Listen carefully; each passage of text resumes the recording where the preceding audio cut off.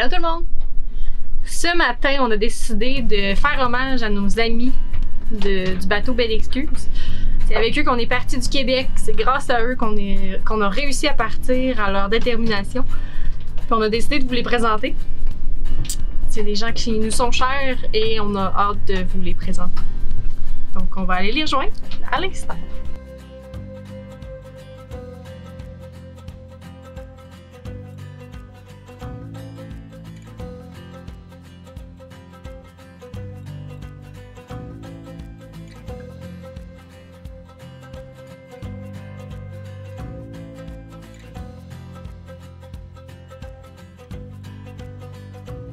Bon, ben on est rendu avec nos amis Annie et Christian de Belle Excuse. Donc, allô? Allô? Ça va? Ben oui. Ce qui est drôle, c'est qu'on s'est rencontrés parce que toi, t'es ami avec un ami du père Alexis, fait que par Facebook. Veux-tu nous dire comment t'as approché Alexis sur Facebook? Ah oui, c'est ça. Ben, c'était vraiment drôle parce qu'une fin de semaine, je vais voir un de mes chums puis il me dit Dan, son gars vient de s'acheter un bateau puis il pense partir dans les Bahamas. Fait que j'ai dit ah ouais. J'ai dit mais il était à quelle marina? Il dit ah il était au parc nautique Lévis. J'ai dit ah ouais. Fait que moi j'arrive chez nous puis je m'en vais sur Facebook puis je vais chercher, je savais qu'il s'appelait Alexis, fait que je vais chercher Alexis Gay. Je dis bon, probablement que c'est lui, fait que je décide d'y envoyer un messenger pour dire salut, t'es-tu supposé t'en aller aux Bahamas en voilier? Puis qu'est-ce que tu m'as répondu, Alexis? J'ai dit ouais, t'es qui toi? Ça faisait comme une drôle d'entrée en matière parce qu'effectivement, Alexis n'avait aucune idée que moi je lui écrirais. Et puis quelques jours, quelques semaines plus tard, on s'est rencontrés à Marina à partir du moment où son bateau est arrivé. Puis c'est là qu'on a pu. C'est là que l'amitié a commencé. Ouais, c'est là qu'on a commencé à échanger ensemble, effectivement. Peut-être pour expliquer un peu de qui on est avant ça. En fait, nous, ça fait 10 ans qu'on est ensemble. On a chacun un garçon. Les deux garçons s'appellent Jérémy et un et l'autre. Mais ils sont maintenant grands, donc ils ne venaient pas avec nous en voyage. On communique avec eux tout le temps, mais ils sont au Québec, eux autres, pendant notre voyage. Puis on avait un autre plus petit bateau avant. Quand moi j'ai connu Christian il y a 10 ans, le premier soir qu'on s'est connus, il m'a dit moi je veux partir en bateau un jour puis je veux aller aux Bahamas. Puis moi je lui ai dit t'es-tu malade? Même il n'y en était pas question. Puis au fil et à mesure des années, ben, à un moment donné, il m'a eu. Puis on a décidé de partir. Puis moi j'ai pas le pied marin à la base, fait que chaque jour est un petit. Les Bahamas, est-ce que vous avez une raison particulière? Moi, dans la vie, ce que j'aime, moi, premièrement, je suis une bébête d'eau. C'est sûr, j'adore l'eau. Puis c'est sûr que la couleur de l'eau ici est vraiment, vraiment attirante. On voulait vivre cette aventure-là. J'avais des gens qui m'en avaient parlé. J'ai un de mes bons amis qui lui dit, moi, c'était ma destination de rêve.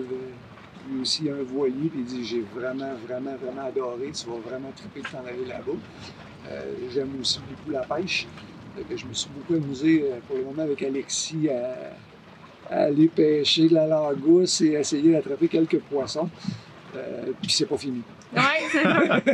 moi c'était plus je dis tout le temps la journey, c'est-à-dire que tout le long qu'on a préparé ce voyage, Christian lui parlait des Bahamas, quand on va aux Bahamas. Puis moi je disais tout le temps, moi ben oui, c'est correct les Bahamas, je savais pas à quoi m'attendre, mais moi c'était le journey, la descente qui m'intéressait. Fait que moi, j'étais plus intéressée par vraiment là, chaque jour, faire l'intracostal, etc. Là, je trouvais que c'était un beau moment de couple, entre autres. Puis moi, j'étais là, on va être en introspection.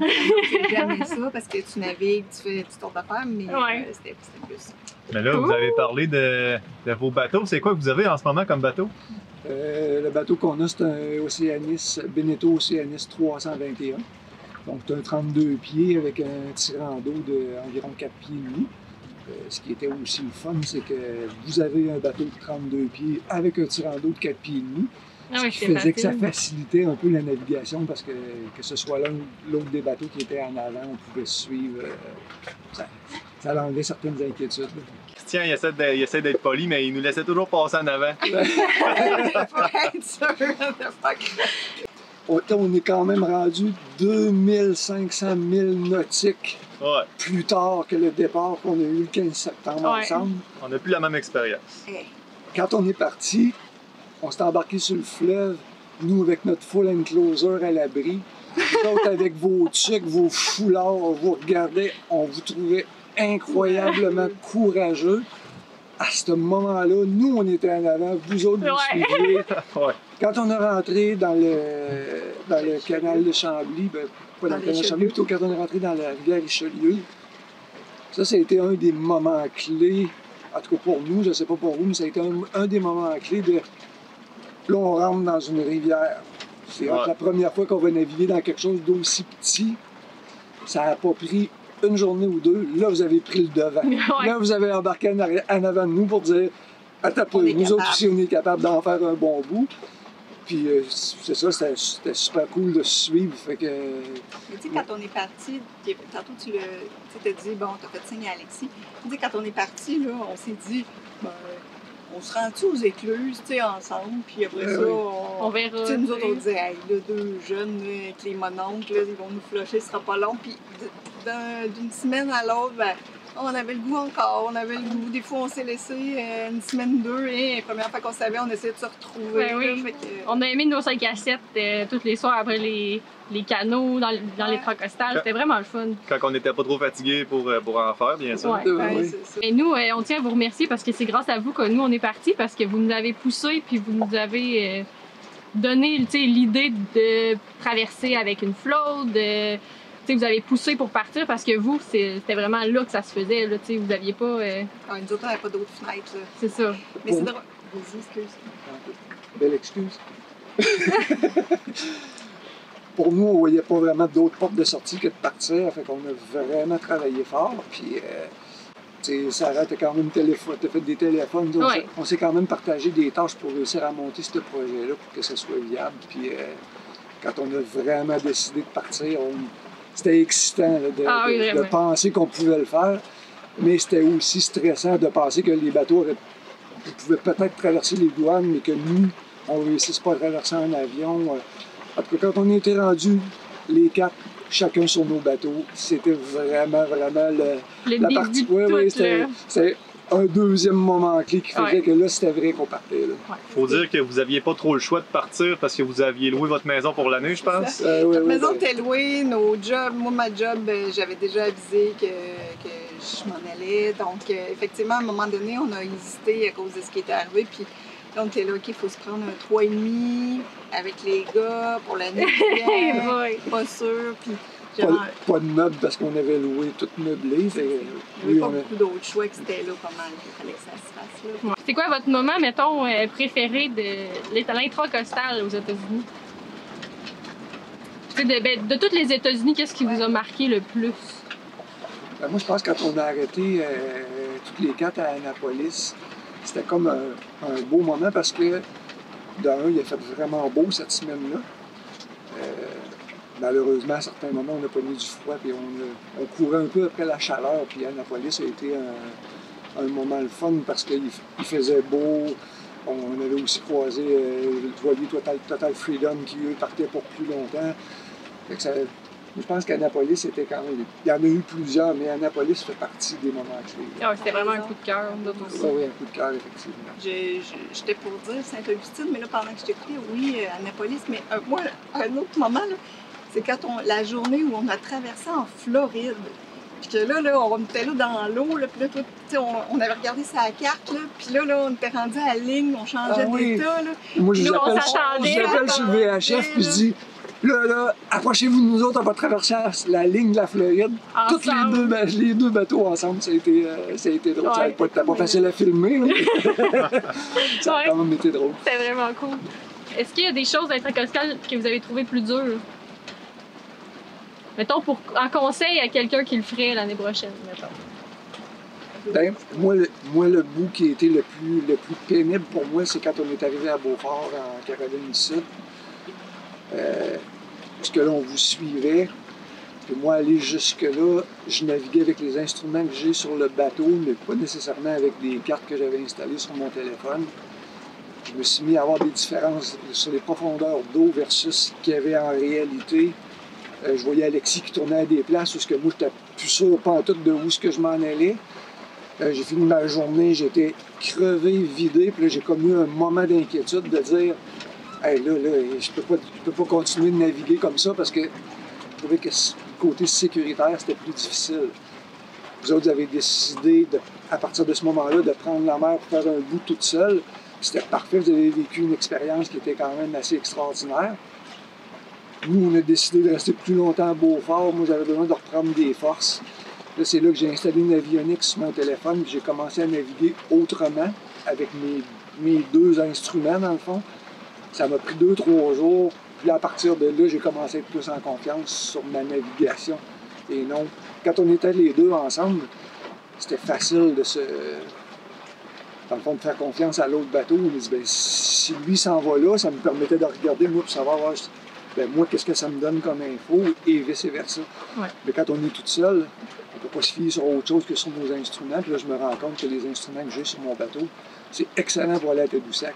Pour aller au Bahamas, on repasse pas. Ouais. Mais t'as amené un bon point, Christian, c'est que l'intracostal, on s'en rend pas compte, mais c'est fatigant. C'est pas la petite route pépère qu'on s'attend. Juste au moteur, faut tout le temps être vigilant. Tu sais, on est arrivé à...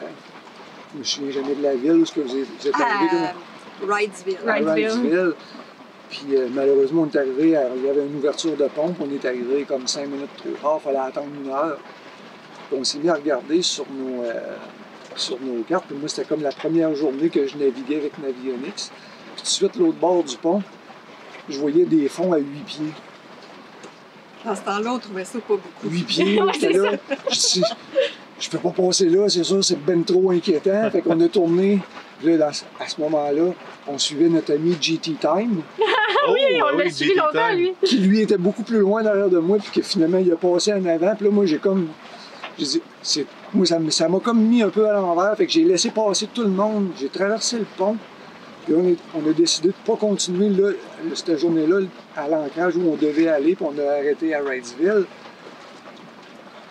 Puis ça a été un clash, ce soir-là. Le lendemain matin, on s'est levé, on était déboussolés, on se demandait qu'est-ce qu'on faisait là, pourquoi on s'embarquait dans une aventure aussi compliquée que ça. C'était supposé être bien plus facile que ça dans notre tête.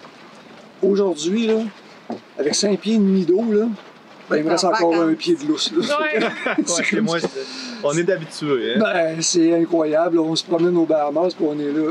Ben, c'est sûr ça passe. Oui, puis on y va lentement, lentement et sûrement, plutôt que de se garrocher sans se poser de questions. Mais crème 8 pieds, là, c'est incroyable comment on a du jeu. Mais ça prenait ces étapes-là pour comprendre un peu quelle était cette aventure-là, ce type de navigation-là, qui est très, très, très différente des habitudes que nous, on a de naviguer sur le fleuve. Puis, tu sais, je reviens sur ce que Sarah disait. Là. Moi, je m'attendais, bon, OK, ça va être difficile, on part. Le premier mois, là, on va être en adaptation tout le temps. Puis après ça, c'est les vacances. Fait que, le 1er novembre, on va être en vacances. C'est pas ça, là. C'est super le fun. Mais chaque jour, là, hop, là, il annonce du vent demain, hop, là, il va, hop, l'ancrage n'est pas tout à fait ce qu'on avait prévu. Chaque jour a son petit défi. Tu passes à l'épicerie, hop, l'épicerie, finalement, c'est pas ce que tu... Chaque jour, il y a un petit défi, fait que c'est pas un long fleuve tranquille, c'est vraiment une ride où ton cerveau il est toujours en alerte sur quelque chose auquel tu vas devoir t'adapter. Puis chaque jour, tu es fier aussi, là, tu sais, mais c'est vraiment... Est-ce qu'il y a quelque chose que vous feriez différemment, mettons, si vous aviez à repartir? Moi, c'est une niaiserie, là, ça se peut que ça soit pas utile, mais toute la partie de l'intracostal, là, nous autres, on a été mal équipés au niveau Wi-Fi, au niveau électronique, là, ça nous a posé beaucoup de problèmes. On ne l'a pas dit au début, mais nous, on a choisi de continuer à travailler à temps partiel pendant notre voyage. Fait que chaque jour, presque, il faut qu'on se branche pour un certain nombre d'heures. Puis, je n'irai pas dans le détail technique de quelle carte, tout ça, mais on ne s'est pas bien équipé sur notre stock. Puis je pense que ça nous a posé quand même beaucoup de frustration, pour la partie États-Unis. Là, ça là, je pourrais en parler, on pourrait en parler plus longtemps, mais ça a été peut-être ça l'affaire la plus compliquée dans mon cas. Ben, quelque chose de différent, pas nécessairement. Comme j'ai parlé tantôt, j'aurais dû avoir Navionics dès le départ.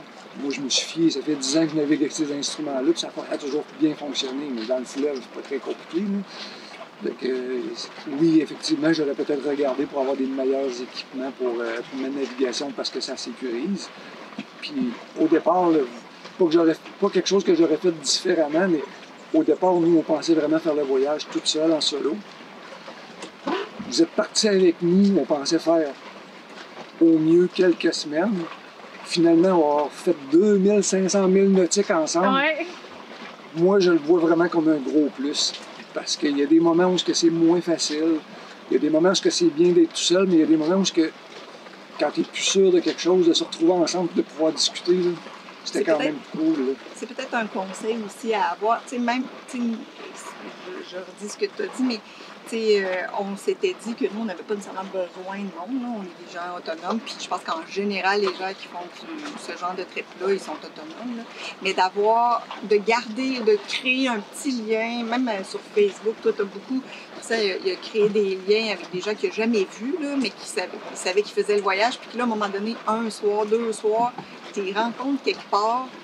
Ça fait comme du bien. Tu es capable de parler de ce que tu trouves le fun et difficile, ça fait comme te redéposer. Là. Fait que oui, avoir comme des contacts ou des amis en chemin, là, c'est le fun de partager les expériences aussi qu'on vit en les vivant. Oui. Tu sais qu'on n'est pas seul à les vivre, puis on les partage, fait que ça semble moins pire aussi. Oui. Tu sais, par appeler quelqu'un à Québec pour lui raconter qu'est-ce qu'on vit, ça n'a pas la même signification que d'être à Oriental, attaché à un quai, puis qu'on se fait un souper. Ah, c'est mon top coup de cœur des soupers qu'on s'est fait. C'est ça, c'est comme ça a été un moment magique du voyage. Imprévu. Imprévu, c'est comme si c'est comme ça. Mais il aurait voulu faire ça avec n'importe qui au téléphone, mais c'est impossible. Ouais. Il fallait que ce soit avec vous que ça se passe. Votre voyage, au départ, il était de 10 mois complet? Oui. Fait que là, on est à Georgetown, c'était la destination finale au sud. Là, vous recommencez à monter. C'était quoi votre coup de cœur des Bahamas jusqu'à présent? L'entrée à Bimini a été impressionnante. Ça peut être plusieurs aussi, là. Mais ouais, Bimini... Oui, c'est ça. L'entrée à Bimini était impressionnante parce que c'est à partir de ce moment-là qu'on a vu de l'eau bleue foncée se transformer en l'eau un peu plus pâle, encore un peu plus pâle. Au point quasiment d'avoir envie de se garrocher dedans, tu te dis oh, « Yes, on est rendu, c'est ça qu'on recherchait dans le fond depuis longtemps. » Moi, je ne sais même pas le nom de la ville, là, vous allez le savoir, mais je pense que c'est vraiment la plage où on est allé à Little Farmer qui apparaissait. Oui, c'est ça, qui apparaissait quand la marée descendait. Tu sais, moi, je ne suis pas une grande baigneuse, tout ça. Puis là, c'était comme la plage de toutes les cartes postales de la Terre, le bleu, le sable. Tu peux marcher pendant super longtemps. Pour moi, là, c'était comme, OK, c'est ça, les Bahamas. C'est mon image des Bahamas, cette plage. Merci à Vicky et à Patrick de nous avoir fait découvrir ça. Oui, vraiment.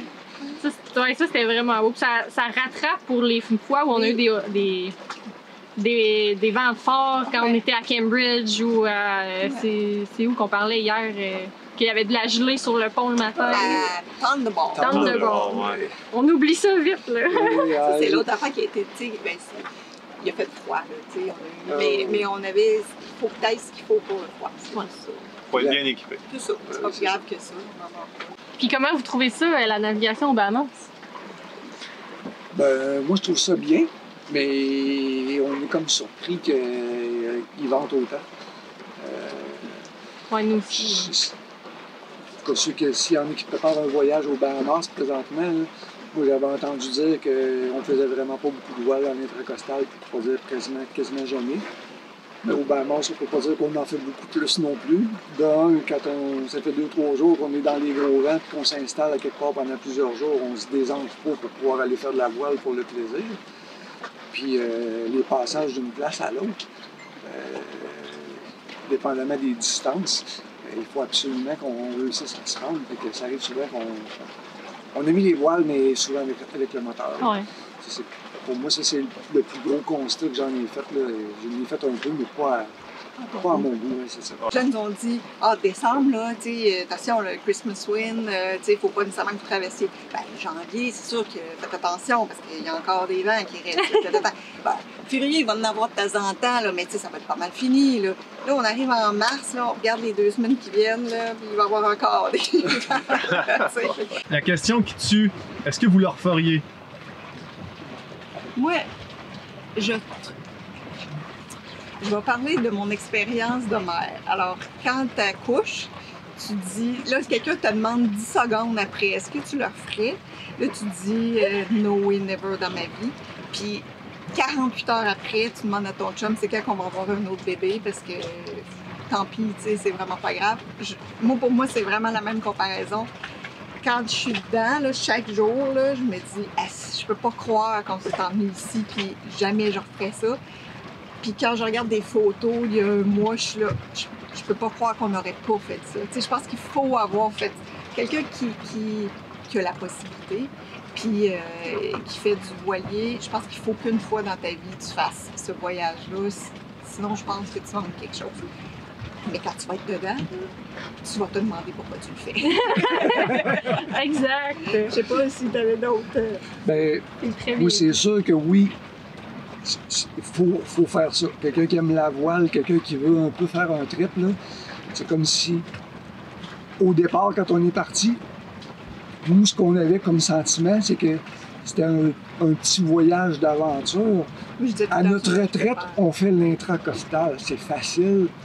On va tout le temps dans des canaux, on n'enregistrera jamais dans des mauvaises conditions. On va se rendre aux Bahamas, on va se baigner, on va pêcher, puis on va revenir à la maison. Puis tout va être correct. C'est pas ça du tout. C'est très agréable, mais il y a quand même un revers à cette médaille-là. C'est quand même, ça demande quand même des connaissances de navigation. Il faut quand même que tu travailles fort avec ça. L'autre affaire que ça m'a appris, jamais dans ma vie je vais faire une transatlantique. C'est beaucoup trop big pour moi. Moi, avoir fait ce que j'ai fait là, j'ai atteint ma limite. C'est parfait, mais j'irai pas plus loin que ça. Moi, ça va m'avoir satisfait au complet. Ouais. Puis l'autre aspect peut-être que vous avez une question là-dessus, mais c'est aussi le fait de vivre à deux sur un bateau. Exactement, j'attendais que tu finisses pour ça. Ça, c'est... Nous, on s'aime encore. Pour toi, là. Ça a super bien été. Ça n'a pas été un enjeu pour nous. Au contraire. Fait que ça l'a aidé à la navigation et à faire que le voyage était quand même agréable et constructif. Ouais. Cool! Hey, merci pour cette belle entrevue. On est vraiment contents de vous connaître et de vous avoir autour de nous. Plaisir. C'était la belle excuse! Ouais! En terminant, bravo à nous quatre. On va l'avoir fait. Ouais. On s'est rendu, c'était l'objectif. Et on va vouloir savoir où vous êtes rendu par la suite. On va suivre, c'est sûr. Oui. Ouais. Donc, à plus! Salut, gang! Merci à vous tous qui nous accompagnez chaque semaine. On apprécie. Soyez avec nous la semaine prochaine alors qu'on continue notre exploration des exhumats. N'oubliez pas de cliquer j'aime, vous abonner et la petite cloche pour ne rien manquer.